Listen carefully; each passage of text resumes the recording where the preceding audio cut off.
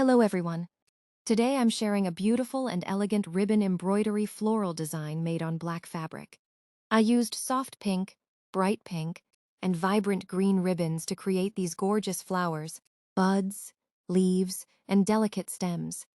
The black fabric makes the colorful ribbon work stand out beautifully and gives the design a rich and stylish look. This type of embroidery is perfect for decorating a maxi, kurti, shirt, dupatta, or even a saree.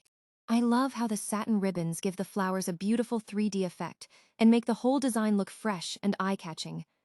If you love hand embroidery and creative DIY ideas, I hope this design inspires you to try ribbon embroidery yourself. Don't forget to like, share, and subscribe for more beautiful embroidery ideas and tutorials. Thank you for watching.